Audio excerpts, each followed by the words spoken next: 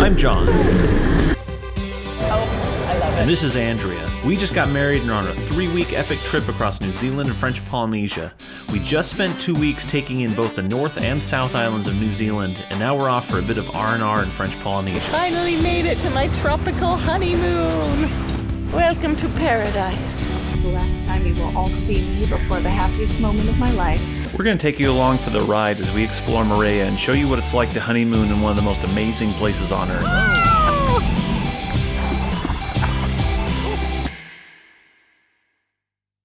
Well, week 3 of our honeymoon, we decided to head over to French Polynesia and to spend some time on the islands of Moorea and Bora. When we were first planning our honeymoon, I really wanted to go somewhere tropical, and John really wanted to go to New Zealand, so we decided instead of compromising, we'd just do both. I had first heard about these overwater bungalows probably about 10 years prior, and I just fell in love and got attached to the idea of going to one of those for my honeymoon someday. So very sweetly, John helped make those dreams a reality. French Polynesia is made up of a set of islands, and I think the one that everybody thinks of when they think about French Polynesia is Bora. But in doing some research, we found one that's right across from the mainland of Tahiti called Moorea, and we spent 3 nights there. Before catching a ferry to Moorea, we headed over to a local market to pick up some souvenirs, breakfast, and I was determined to find the perfect flower crown. Oh, I love it. Let's do it. So we got Andrea her flower crown. We've got a couple bags of mangoes here, and we're ready to head off to Moorea. Woo! Good day in Tahiti. Successful morning in the market. All right, so we're on the ferry on our way to Moorea. We're almost there, and it's time to reveal the next surprise of the trip. What's the surprise? So what do you think we're doing? What activity involves a swimsuit and a towel? Swimming. That's a good start. Swimming. Swimming in a pool. Swimming in the ocean. Swimming in a lake. Oh, what are we doing? All right, so you're swimming. Swimming. Swimming. First word. Swim. Word. Swimming. Sounds like swimming. Sounds like swimming. Second one sounds like E. A what? A dolphin? Huh? Are you swimming with a dolphin? I am? You're swimming with a dolphin. Oh, I've always wanted to swim with a dolphin. Thank you. Thank you for listening to me. And they have always wanted to swim with you. They have. They've been waiting for this moment. And then immediately after, you get to swim with a shark. Like the dolphin comes in, warms you up, and then the shark comes in, takes a big bite out of you. Yay! I'm so excited. Are you swimming too? No, too expensive. Oh. Only enough money left for her. You're a shark. I'm a shark. John's a shark. Yeah. Yay! I rode in the shark boat, so I don't get to swim with the dolphin real thing.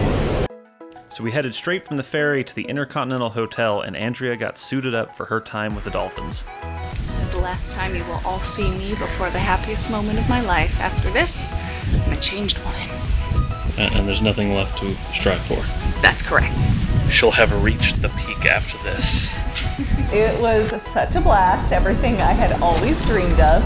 It was a small group, just myself and another couple, so we got quite a bit of time with the dolphins. Something you may not know, killer whales are dolphins. I learned that today. It was a lot of fun. It was kind of scary when they had to kiss it. It has this like mouth open and these like big sharp teeth just right in your face. And I remember he's like, kiss it. And I was like, really? Are you sure? Is it safe? Okay. But it was very sweet, except for the one moment. My least favorite part was when it pooped on us.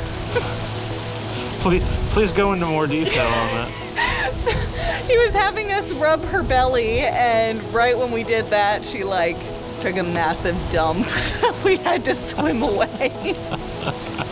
It's gross. Did you miss that part? I wasn't swimming with the dolphins. I was off in the distance filming the encounter, and all I just hear is quiet, and all of a sudden, ah! And like people swimming away. So you too can come to French Polynesia and pay large sums of money to have a dolphin take a dump on you. That was slightly tainted the experience, but other than that, it was great. So then the time came to check into our Overwater bungalow at the Hilton Moorea. They took us out on a golf cart. It was just a dream come true. We had beautiful views, a deck that walked right out into the ocean. You could just hop right in for some of the best snorkeling around. All right, let's go check it out.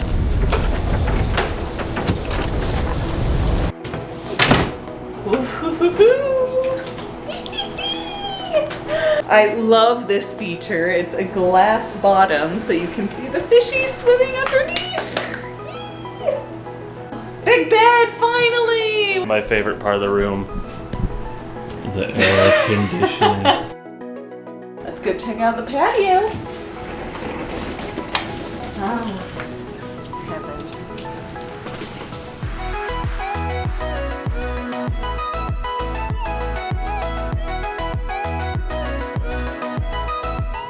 Private deck downstairs. Nice little shower, it looks like. You can rinse off on after you come out. Oh, and look at that view. Can't beat that. The snorkeling outside was just so incredible. There was nothing like just being able to walk outside your back door and have some of literally the best snorkeling around Moorea. It was absolutely gorgeous. The water's about 5-6 feet deep, and there's just coral everywhere and just fish everywhere. We saw all sorts of tropical fish. We ran into an eel. It was one of those things we could have gone and had no plans and just snorkeled all day for the 3 days we were there, and we would have been very happy. So while I was snorkeling, I kept noticing this fish that I swear was attacking me. I was just swimming around the fish, enjoying my snorkeling, and this one fish just coming at me. And I told John, I was like, there's this fish that keeps attacking me. He was like, nah, you're crazy. It's probably nothing. And then he went under and was like, oh yeah, that's a triggerfish. Those are pretty aggressive fish. Triggerfish are pretty aggressive and very territorial, and the best way to describe a triggerfish is essentially just a jaw, a giant jaw. It's just like a big mouth with sharp teeth. But they're very territorial, so even though they're, this big, they'll charge at you and slap you with their fin. So Andrea discovered this first person, how aggressive they can be. They would just come at her, they'd charge and then go back and then charge and then swim back. Yeah, we were kind of swimming through their territory, going on to the next place, and I remember as I was kind of swimming out of it, I felt this like big thud on my fin and realized the triggerfish had just come up and like slapped my fin with his body. Like, get out of here. It was really exciting. We saw an eel that it's made its home there, and I thought it was cool. I've had saltwater fish before, and I've had an eel, and they're really cool, pretty docile creatures. And so I'm down there, like, taking pictures of it, and I like, Andrea, come down, and she like bobs below the water and then screams and pops back up. No, thank you. I will maintain a safe distance. We booked a 2-day activity package with the Moorea Activity Center, which ended up being a blast. Our first day we went jet skiing, and the second day went on an ATV tour around the island. Before our first activity, we were waiting in the lobby of our hotel to be picked up by the activity center, and one of the concierges at the hotel had told us, just look for someone who looks like Danny DeVito to pick you up. We kind of chuckled, but that was spot on for an explanation of who to look for, because sure enough, up pulls a car, we're like, oh, that's the guy. It looked just like Danny DeVito. So our first activity, we took a jet ski out onto the lagoon. Really cool. We got pretty lucky. There was nobody else booked that day, so it was just Andrea and I and our French guide. Our guide for the jet ski tour, his name was Ben, and he was fantastic. He was super nice, super funny. And oh my goodness, the funniest, most French thing we could have ever imagined happened. So as we're going around jet skiing like really fast around this island, he full on lights up a cigarette and is just smoking his cigarette while riding a jet ski. And we're like, that is the Frenchest thing we have ever seen. It was the coolest thing I've ever seen. I don't smoke, but I thought about taking it up after that, as long as I had a jet ski. As long as you're on a jet ski, yeah, it's okay. And he took us out to a kind of secret snorkeling spot that's out on the the edge of the reef, where we were able to do a little drift diving, where basically it's like snorkeling, but there's a current coming through, and so you start on one end and you're going maybe 4 or 5 miles an hour, and you just kind of face down and float over all the fish. They gave us some some bread to attract them. I threw a lot in Andrea's direction and heard her scream a couple times because I throw it right by her head and all the fish would go. That's where we had our first encounter with a stingray for the day. Well, it was really incredible to see our guide interact with the stingrays. Stingrays is really different, okay? They have very good memory. They must be smart to survive in this one life. And all they have good memory, they recognize people. They know every guy's here. Okay, she knows who I am. And I have especially a good relationship with one. It's my favorite one, Odile, her name, okay? She has a black injury on her nose and little white spots. The stingrays just kind of flop right up on him like they're giving him a big hug. They act just like puppies, like a puppy whose owner has come home from work that day and was just so excited to see him. They would just flop up on him and then he'd try to like move by us and pot him off on us so we could, you know, get a taste of a good life. I've always been quite afraid of stingrays, so it was crazy to be that up close and personal with them, get to pet them. And we learned a lot about them too, make them not quite so scary. And something interesting that we had learned is that once sting you, they essentially lose their stinger and it takes quite a while for it to grow back. And so during that time when they don't have a stinger and it's growing back, they're unprotected. And so they really don't sting unless they feel like they're in great danger. One of the things I was very much looking forward to was the massive amount of sharks that are in French Polynesia. I initially told Andrea that, you know, just out in the lagoons there's sharks everywhere, and I showed her pictures of some of these dive sites where there's just walls of like hundreds of sharks swimming around, and there were maybe 4 or 5 of these 4-ish feet sharks just swimming around, the sharks and the fish coexisting. I'm down in the water filming, and then we come up and there's just this like 40-year-old guy, you know, standing up in this, you know, waist deep water, just kind of like screaming like a little girl, like, "Ee!" It was the funniest thing. He was like a buff, bro-like dude. So to hear him shrieking, and I was okay with it, was pretty funny. You know, they get a bad rap. You know, most sharks are not violent and they don't eat humans. Even the ones who do attack usually don't mean to.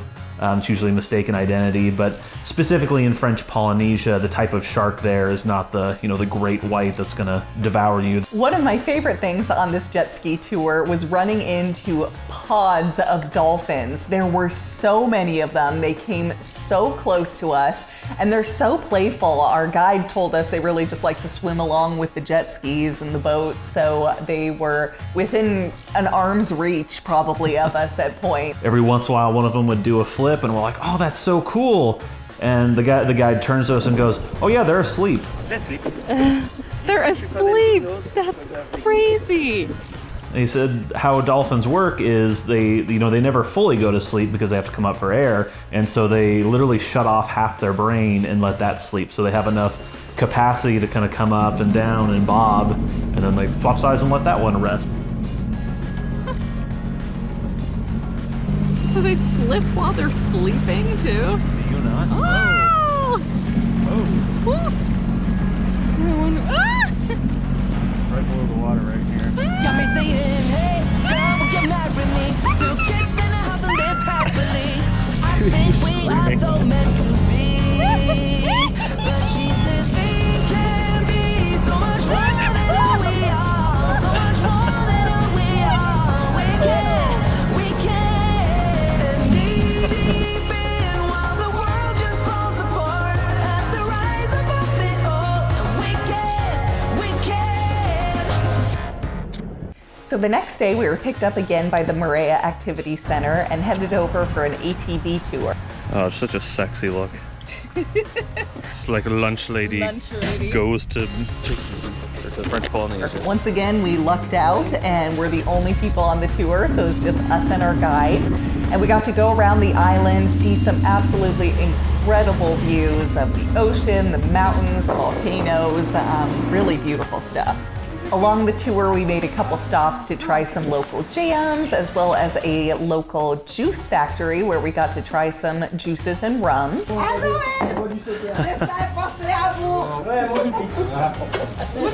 Bonjour. Bienvenue. We have here daiquiri. Help yourself. Wonderful. Thank you. Yeah, I think they baited and switched us on the rum. We bought a bottle of the rum, and I don't think we tried it for a couple days, and it was just like Gasoline. gasoline mixed with like a finisher of paint thinner. It was so bad. He finished the bottle. I think I had one drink with it, and I could have no more. It was so bad. When cocktails at the hotels were like $25 a piece, I was willing to drink gasoline. Our guide led us up a beautiful mountain where we were able to see just beautiful views of the entire island. So our guide was telling us yesterday, basically these islands have coral reefs built up around them, but you can see behind us right now there's kind of like a little inlet where the water can get in and out of the bay. Basically those exist because there's not enough salt in the water there for the coral to form, and that's because wherever there's a river coming out of the mountain areas, it flushes all that fresh water in, and so it dilutes the salt. And so you get these natural little inlets. He chopped us off a fresh pineapple that we ate along the way, so we really got the authentic experience.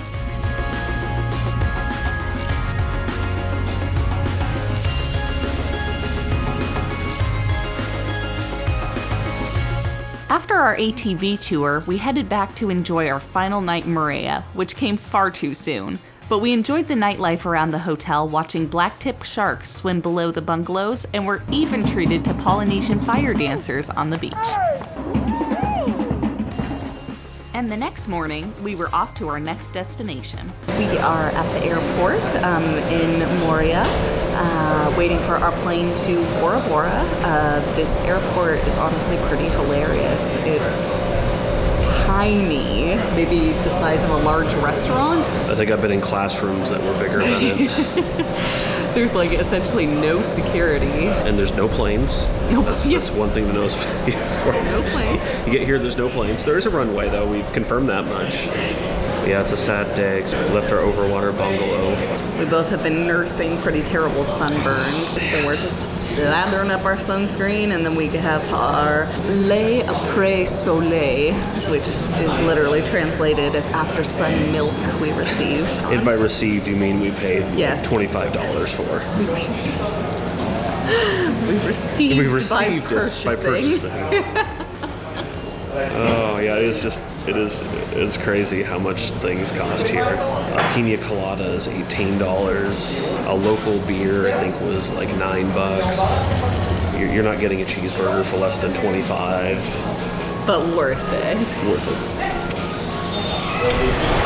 Oh, I think our plan might have just arrived. I lied. There's one plane here now. It's officially an airport. Next, we're heading to the Four Seasons Bora. If you're considering a trip to French Polynesia, be sure to check out this next video. You're staying at the nicest hotel on the island. Woo! They did warn us here that this is part of the honeymoon package, massage oil. Don't drink it. Apparently, they've had that problem. Just shooting the John illustrated calendar here. It's insane, like these 3 inches away from us just swimming around us. Like you step in the water and they're like, hello, friend.